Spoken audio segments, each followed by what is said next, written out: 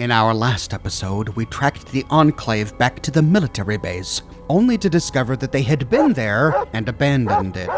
But while there, we discovered that they had done a survey of the ruins of a nearby city. Could they still be there? Could our kidnapped tribe be there? Heading that way, we discovered the city of San Francisco, and one of the only parts of the city left standing is Chinatown. Never thought I'd see San Francisco, says Cassidy.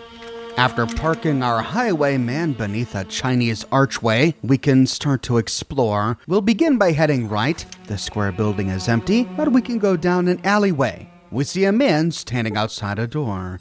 Don't try anything funny, he says. Moving inside, we see that it's a shop.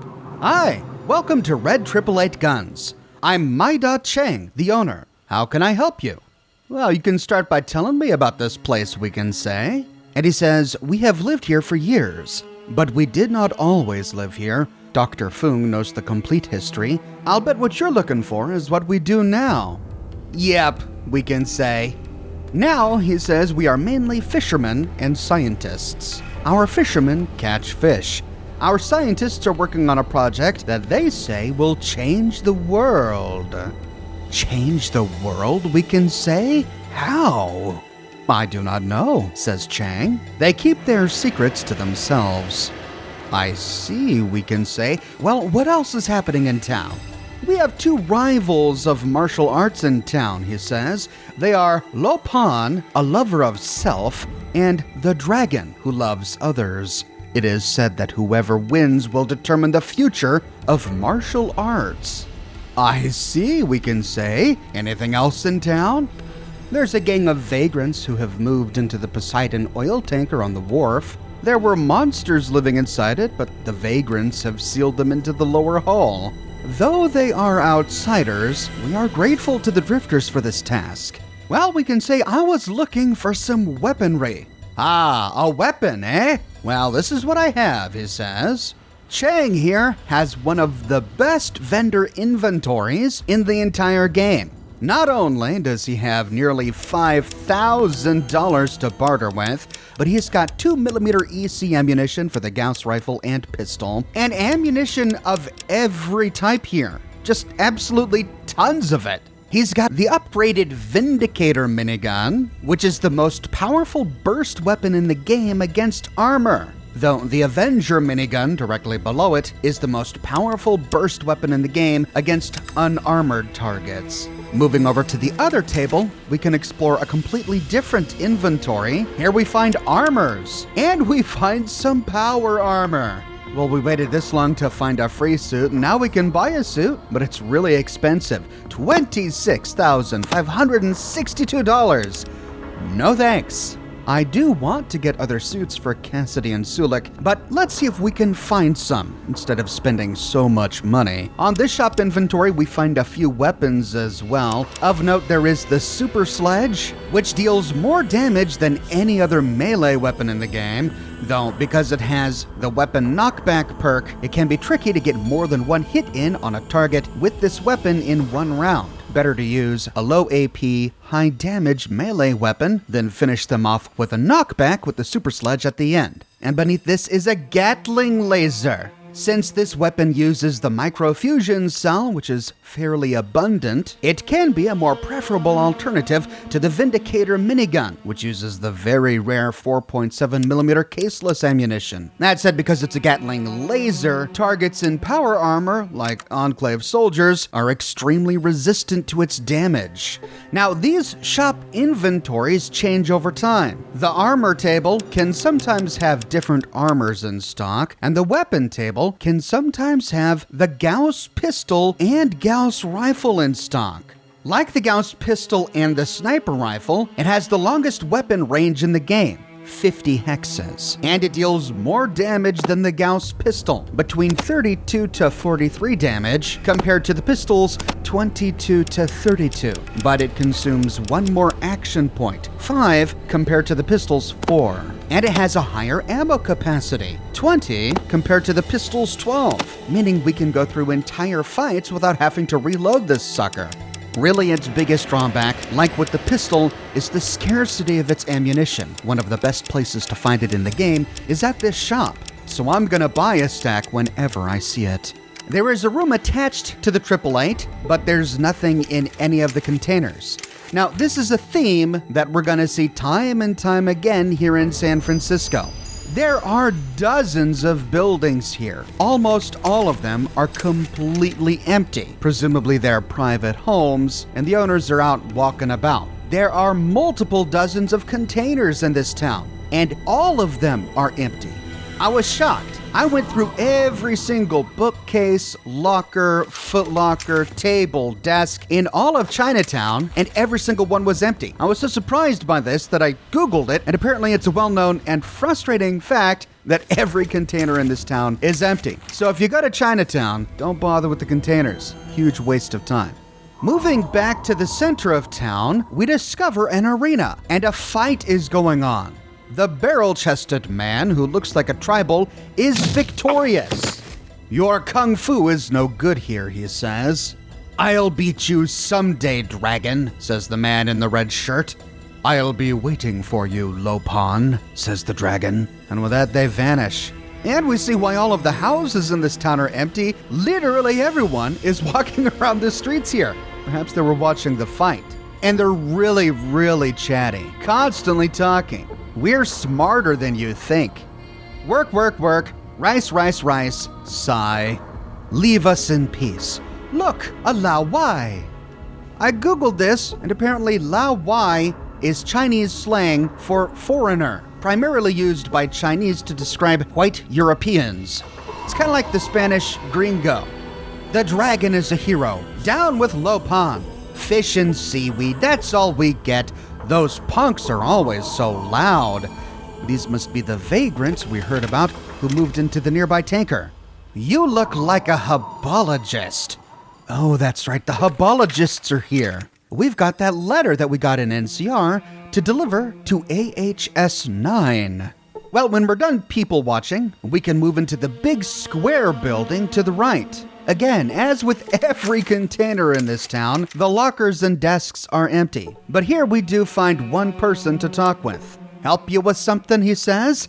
"Yeah, I'm hurt, and it looks like you're a doctor," we can say. "And this doctor can heal us for $100. He also acts as a vendor. He has $100 to barter with and sells a stash of medication. "Who are you?" we can ask. "Who am I? I am Dr. Foon. I teach and I heal." "Oh, Dr. Foon. This is the guy Cheng told us to talk to if we wanted more history of San Francisco." "Dr. Foon," we can say. "Do you know Doc Holliday?" "Holliday," he says. "Yes, I taught him all he knows. Where is he now?" "He's living in Broken Hills," we can say. "He went home, did he?" says Dr. Foon. "I hope he has found peace there." We remember that when we met Doc Holliday at Broken Hills, he told us his story, and we learned that his wife died. That's probably why Foon said that he hopes Holliday finds peace. "I think he has found peace," we can say. "Can you tell me more about this place?" And he says, "You have come to the right person. Would you like the long history or the short one?" Well, what kind of lore video would it be if I went with the short history? "I'll take the long history, please." "The long version is this," says Dr. Foon. "We are here because our people are the descendants of the crew of a nuclear submarine called the Shi Huangti." I think this roughly translates to First Emperor. When the missiles fell in the Great Deluge, the systems aboard the submarine failed, and we drifted in the dark for many days. At last we drifted ashore. We found ourselves near the ruins of San Francisco. Most of the city was devastated in the war. We had to recreate society based on the few survivors who had crept back into the city. We rebuilt with what we could find, and we have scientists and technology the world must envy. We are rebuilding civilization, but not as that horrid master creature did. If we ask him for the short version, he says, "Our people landed here on the submarine the Shi Huangti when the missiles exploded over the world. With the aid of a cult, we, the Shi, rebuilt San Francisco." That's the short version. Interestingly, the short version gives us information that he doesn't share in the longer version.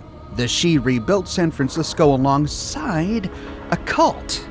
Likely the cult of the Hubologists, which I suppose means they have as much right to be here as the Shi do.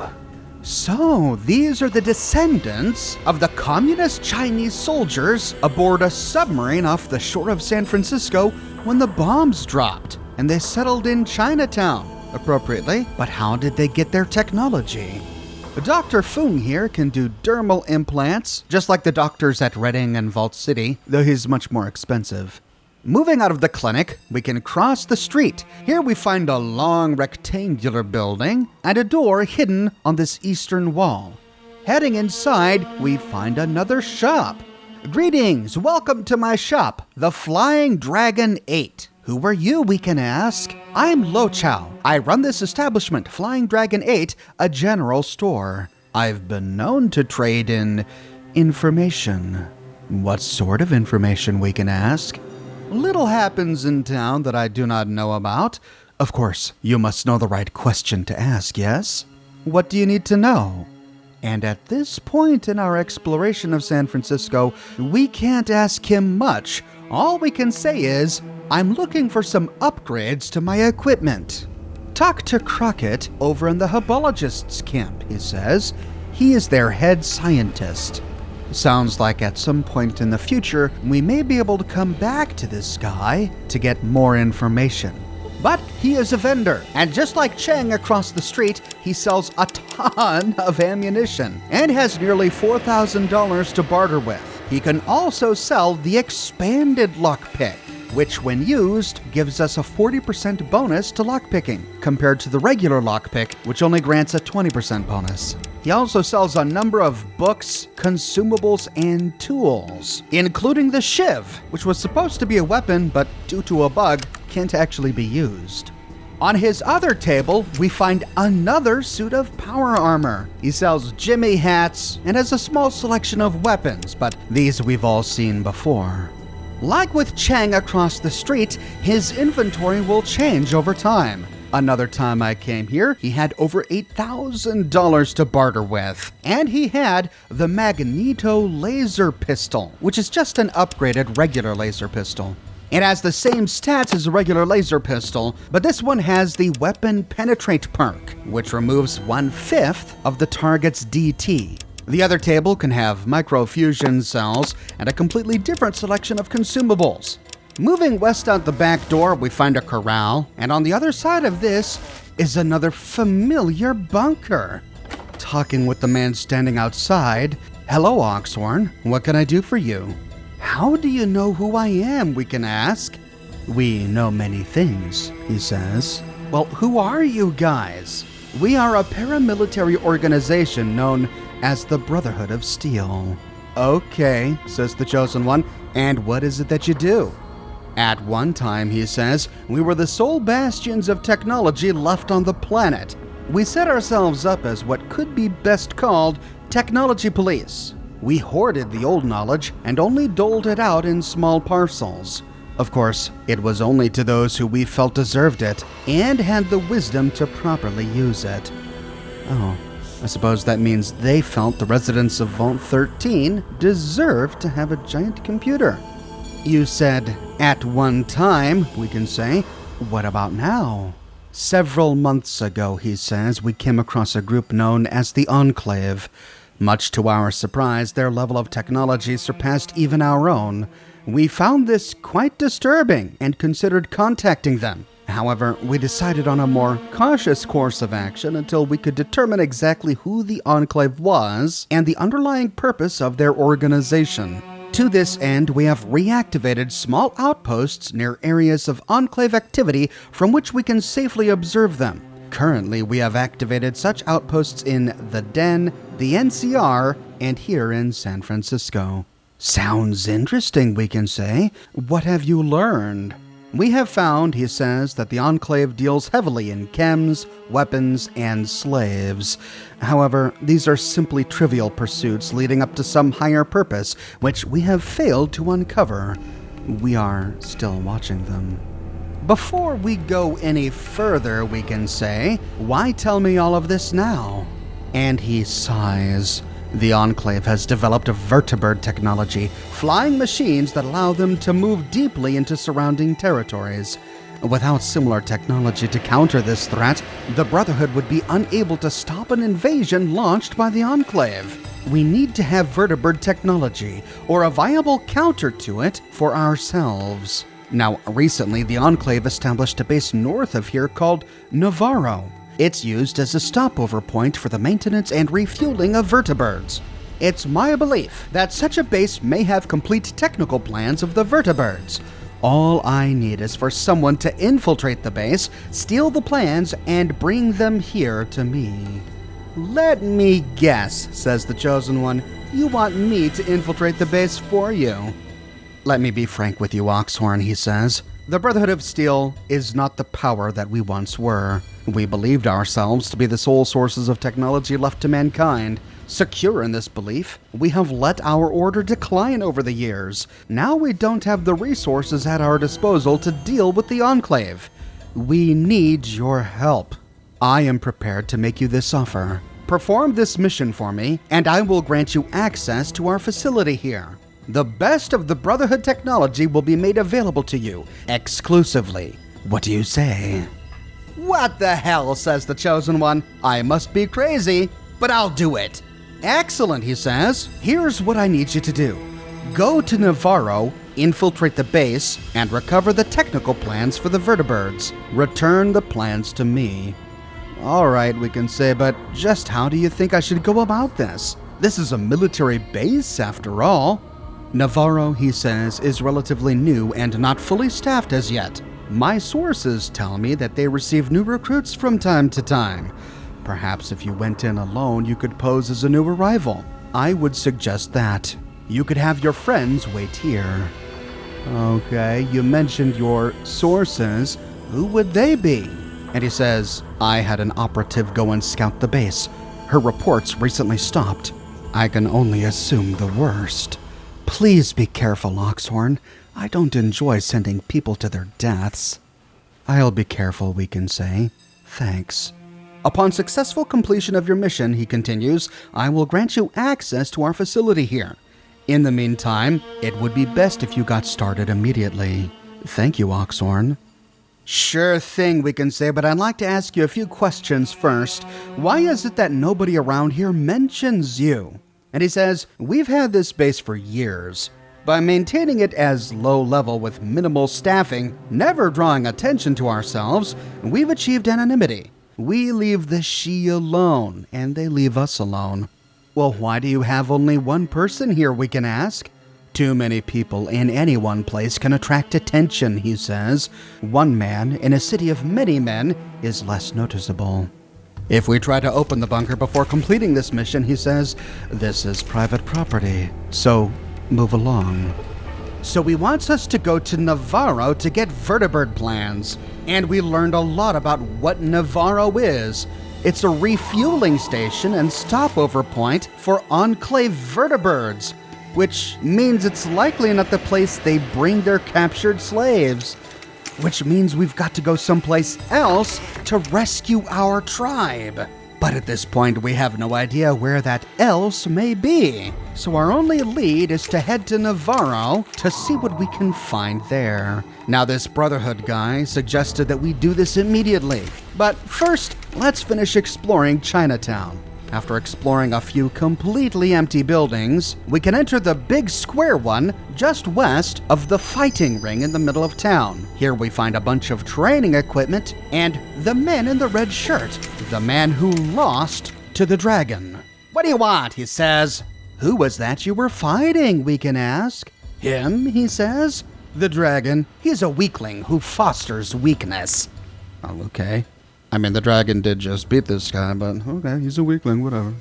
So, what then? You're evil? And he says, evil? Hardly. Just smart. Maybe if you're so concerned about doing the right thing by people, you should go see the dragon. He likes simpering weaklings like you. Who are you, we can ask. And he says, I am Lopan. I am also the sworn enemy of the dragon. Why he insists on having a sworn enemy is beyond me. I just fight as well as him, and I think he's weak-hearted and allows others to live under his shadow. We're enemies because we have the same fighting style, and whoever wins will be the one who carries the tradition. Now if we say to this guy, I'm not too bad at hand-to-hand combat myself, want to give me a try? We have to pass an unarmed check. And if our unarmed skill is too low, Lopan studies us and then throws a quick punch which smacks us on the nose before we can even react. You are not good enough, he says. Well, okay then. I want to learn to fight like you. Teach me, we can say. And this time we have to pass a karma check. And if our karma is too good, Lopan says, teach you? I don't think so. You look far too self-righteous. Get out of here. What the? Says the chosen one. If we try to talk to him again, he says, didn't I tell you to talk to the dragon about your moral qualms? He'll hold your hand. I won't. Now leave. Well, looks like we can't get very far with this guy. The building's back here and all of the containers inside are empty. We see a fence to the north. We'll explore that in a bit. Moving back south towards the fighting ring in the middle of town, we can enter the building just northeast of it with a small garden outside. Inside we find another gym, and here we can talk to the dragon. How may I be of assistance? Says the dragon. Who was that you were fighting? We can ask. That was Lopan, he says. He is my sworn enemy and my rival. If he triumphs over me, then I fear for the good of the people. Then you must triumph, we can say. That I must, he says. Yet we are still evenly matched, I fear. Even in our followers we are matched. It will take one person to throw the balance. I am that person, we can say. And he says, are you? Perhaps we should test you. I will only have him bested in honest combat. Sounds fair to me, we can say. How does this test work? But if our unarmed skill is not high enough, the dragon studies us, and he says, I regretfully cannot let one of your skill level hurt themselves. Well, teach me how to fight then, we can say. Here we again have to pass a karma check, and if our karma is good enough, the dragon agrees. Then we will begin, he says. We appear in the ring in the middle of town. Let us begin, he says. Follow my lead. We go through a bunch of unarmed punching moves. This is the exact same experience we get if we're playing an evil karma character. The only difference is that we can't get training from the dragon, and instead, we can get training from Lopan. When done, we appear back at the dragon's dojo, and he says training is done for the day. With that, our unarmed skill increases. When we ask him to teach us to fight again, he says, lessons are more than just physical, grasshopper. Ponder this and return tomorrow. Both the dragon and Lopan refuse to train us more than once each day. We can get this training each day until either Lopan or the dragon increases our unarmed skill by up to around 90%. We know we've reached that point when either the dragon or Lopan says, there is nothing more I can teach you. Now it's best if we receive this training wearing our vault suit, certainly not wearing any power armor, because power armor increases our strength, and increased strength increases our unarmed skill. So if we receive training without wearing power armor, we can push our unarmed percentage up even higher, then put on our power armor, and it goes up even more. Once our unarmed skill is high enough, we can go back to either the dragon or Lopan and pass that unarmed check. And when they say that they have to defeat the other master, we can again say, I am that person, and then ask them how the test will work. In this case, I'm working with the dragon. The dragon says, first, you will need to prove you can do it. I will have you go up against 5 of my fighters, one at a time. If you beat them, you will receive your final test. And what's that, we can ask? Humbly, I will test your abilities myself, he says. However, none of these battles will be to the death. Okay, we can say, let's do this. And we appear in the ring in the middle of town. This is one of the buggiest quests in the entire game. Not only did it cause my game to crash to desktop innumerable times, which may have more to do with the age of the game on a modern system than anything else, but there are innumerable scripting errors. I didn't even know where to begin. Even though both the dragon and Lopan say that these are not fights to the death, it really is. They can kill us and we can kill them. Now, each of these fighters can turn around and run away, but it's incredibly easy to kill them, which doesn't make any sense within the context of this test because I'm trying to help the dragon and he's testing me and I'm fighting his fighters, but I end up killing them on accident. And apparently that's okay. The fight continues. Then there's the time I accidentally killed one of the dragon's fighters, ended combat, and nothing happened. I was stuck in this cage and I couldn't leave. Starting combat and ending it again didn't do anything. Couldn't talk to anyone outside of the cage. I was forced to reload. Then there was the time I knocked out a guy. I won the match, he gave up, but the guy didn't disappear from the ring. So when the next match started, I was stuck fighting two of these guys. Then there's the time I won the match, but my enemy didn't realize I had won. The screen went black, and he just kept attacking me. I spent over an hour playing and replaying this test due to all of these weird bugs just to get the necessary footage. But this is how it's supposed to go. The fight starts with the dragon's weakest student. I am Zurak. Be ready, he says. This guy's pretty easy to defeat, but each student gets progressively tougher.